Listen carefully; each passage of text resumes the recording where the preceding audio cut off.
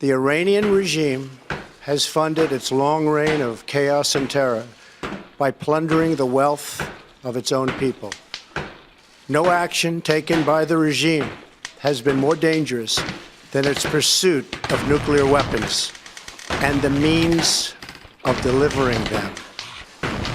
In 2015, the previous administration joined with other nations in a deal regarding Iran's nuclear program. This agreement was known as the Joint Comprehensive Plan of Action, or JCPOA. In theory, the so-called Iran deal was supposed to protect the United States and our allies from the lunacy of an Iranian nuclear bomb.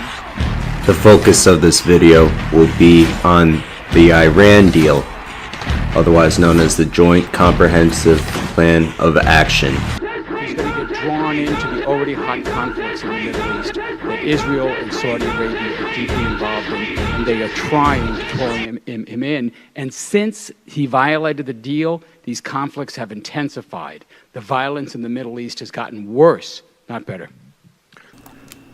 But before going into the merits of the actual JCPOA agreement, we must first discuss how the U.S. forced Tehran's hand to get them to the negotiating table to agree to the JCPOA in the first place.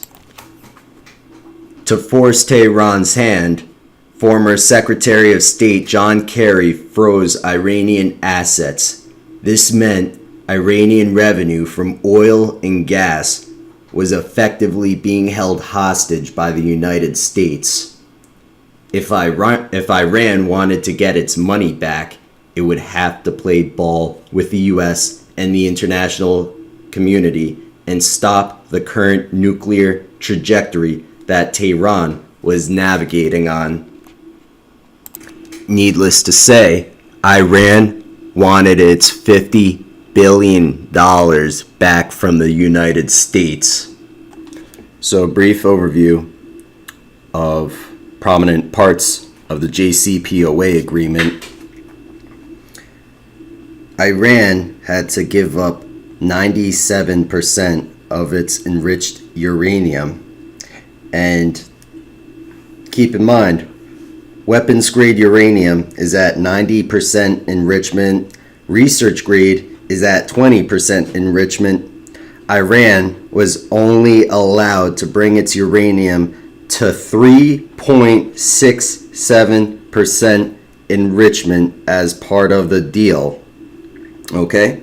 So therefore, the uranium at 3.67% is unable to be used for nuclear weapons, as it is well below the threshold for medical and weapons grade uranium.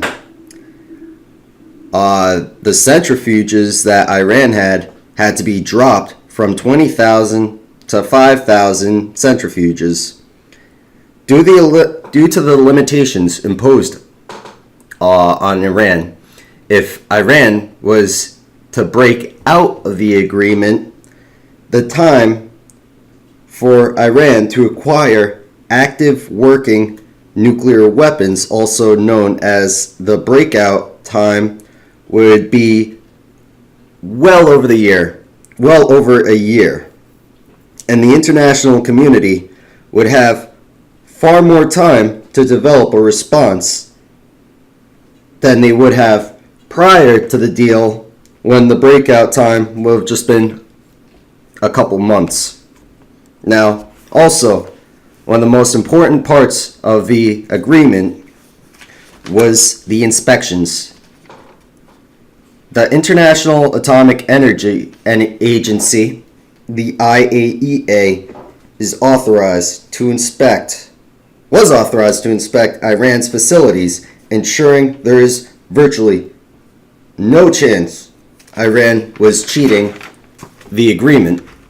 Under the watchful eye of the IAEA, in exchange for the massive gains delivered to the US and the international community on behalf of the JCPOA, was the easing of the crippling sanctions that were on Iran, which were devastating. They isolated Iran's economy from international banking and international finance. Now, right-wing hacks will take the fact that the United States held Iranian money as collateral and in bad faith remove context from the history and pretend that Obama paid Iran with U.S. money, which is patently untrue, as we effectively stole the Iranian money to force them to abide. This includes undoing one of the worst deals America ever made, Obama's nuclear agreement with Iran, that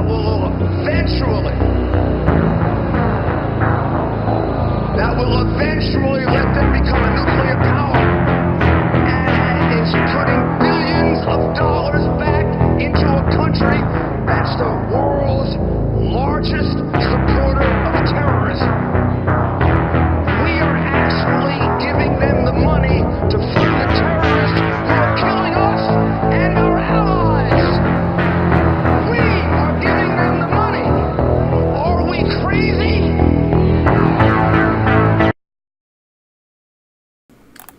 Giuliani did a compelling performance of complete fiction because, in fact, our European allies are appalled by President Trump's decision to unilaterally back out of the JCPOA when, by all indications, it was functioning as intended. The Iran deal, signed not just by Iran and the United States, but also the UK, France, Germany, Russia, China, and the European Union. At its broadest, the deal imposed a set of restrictions on how Iran developed nuclear capabilities in exchange for the US reducing economic sanctions. Now, the way the JCPOA was structured, the president recertified it every 90 days, or those sanctions would kick back in.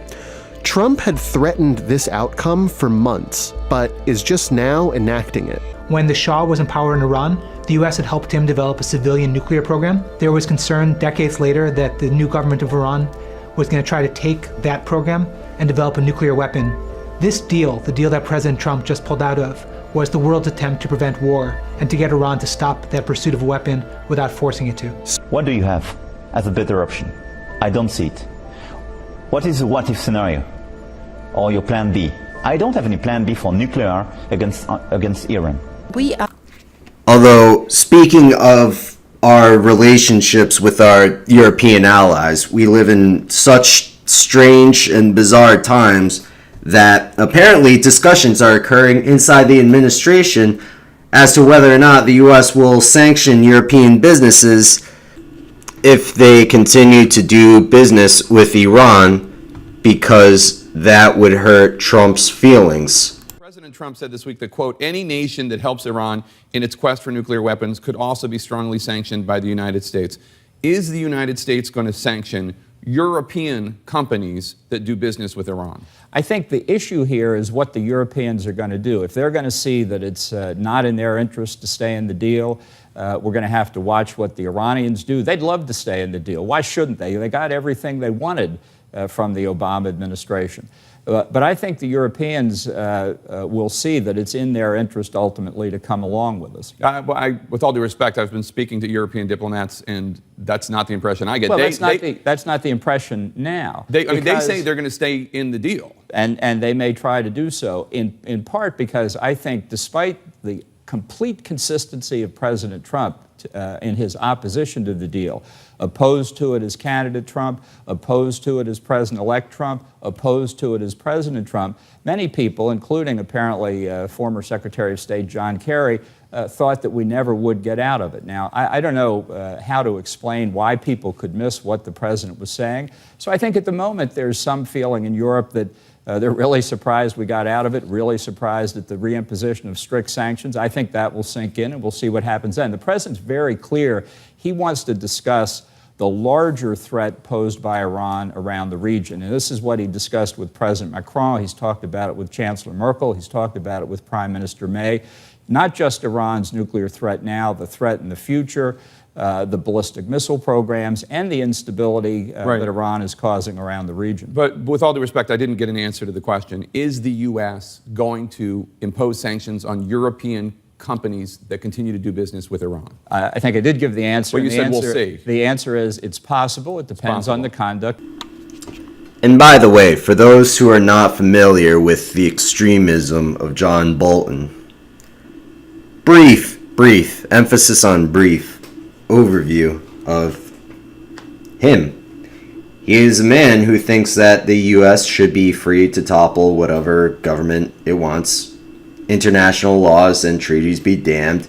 He has stated that the U.S. should preemptively bomb North Korea. Now, him being in the position that he is in, he should know that that preemptive action would cause millions and millions of deaths.